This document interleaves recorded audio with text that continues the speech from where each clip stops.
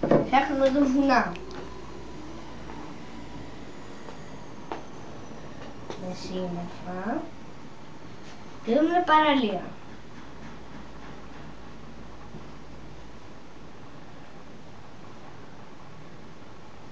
Μια ωραία παραλία. Και από εκεί φεύγουν οι σταγόνες, πάνε πάνω,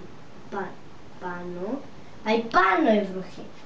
Μαζεύεται μετά στο σύννεφο μέσα, το σύννεφο προχωράει, πάει πάνω από τα βουνά και χύνει την βροχή κάτω. Και έτσι μετά η βροχή ξαναπέφτει στην παραλία, πάει ξαναμαζεύει η βροχή, πάει πάνω, φεύγει από το σύννεφο και κάτω. Και αυτό όλο μαζί είναι ένας γνωστός μας κύκλος. Ποιος κύκλος? Πώς λέγεται? Ο κύκλος του νερού. Γιατί μεταφέρει νερό ο κύκλος. Γιατί πάει στα σύννεφα, στα βουνά, το νερό.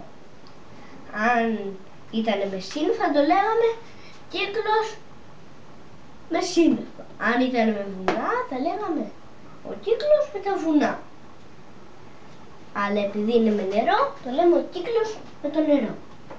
Τι μπορούμε να κάνουμε αν βγάλουμε το σύννεφο? Πώς θα βρέξει? Να, θα σβήσω τώρα τα σύννεφα. Πώς θα βρέξει? Δεν δείτε. Πείτε μου πώς θα βρέξει με αυτό που θα κάνω τώρα. Για πείτε μου, πώς θα βρέξει τώρα? Πώς θα βρέξει? Τώρα πώς θα βρέξει, παιδιά? Λέτε πώς θα βρέξει? Πώς? Στο έχω εξαφανίσει τα σύννεφα. Για πείτε μου, πώς θα βρέξει? Πώς θα βρέξει? Δεν ξέρουμε. Με το τίποτα.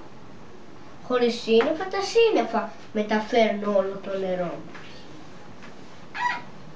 Τα λέμε στο δεύτερο κομμάτι. Γεια σας!